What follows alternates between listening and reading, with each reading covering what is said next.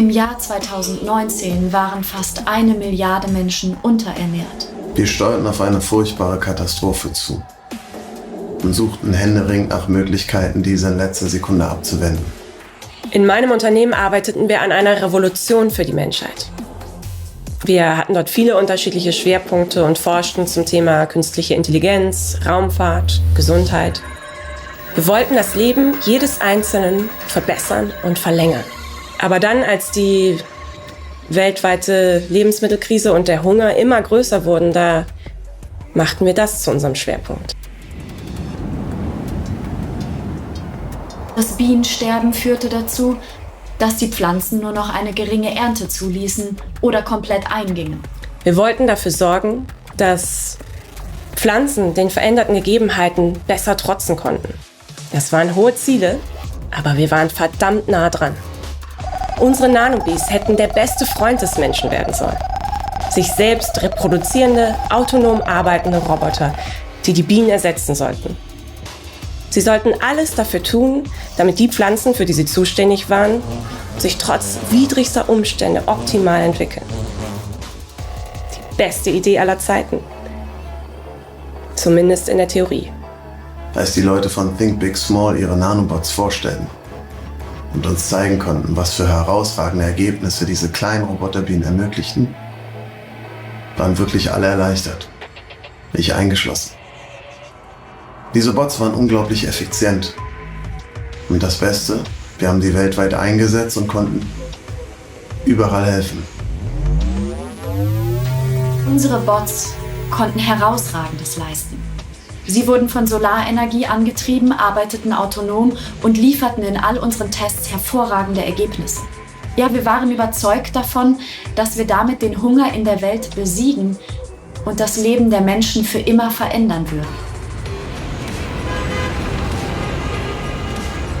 Als ich nach Hamburg gerufen wurde, hatte ich keine Ahnung, was auf mich zukommen würde.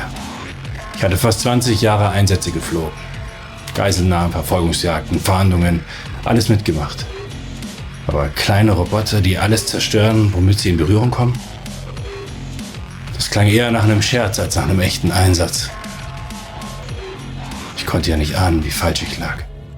Als die Meldung bei uns ankam, war die Lage der Bedrohung nur schwer einzuschätzen. Wir haben sofort die Beobachtung vor Ort angefordert, um ein klares Bild zu bekommen. Als wir dann wussten, was auf uns zukam, haben wir sofort den Katastrophenschutz eingeschaltet. Als ich vor Ort in der Luft war, sah es zunächst vollkommen ruhig aus. Feuerwehr, THW. Die Kollegen hatten das Areal abgesperrt und schienen alles im Griff zu haben. Doch plötzlich stürmten alle aus dem Hauptgebäude. Hinter ihnen war diese dunkle Masse. Ich kann es gar nicht anders beschreiben.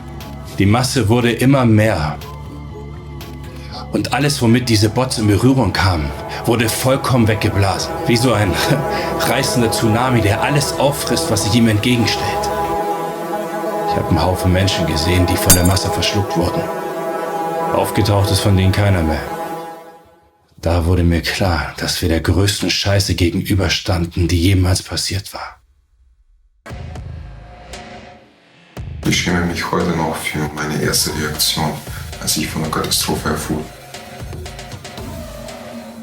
Ich musste lachen. Ich konnte diese ganze Geschichte von wegen ökologischer Einsetzung der Bots nicht glauben. Das tue ich heute noch nicht. Ich dachte mir, es muss sich um eine militärische Waffe handeln. Aber als wir verstanden, was es für uns alle, was es für die ganze Welt bedeutete, lachte niemand mehr.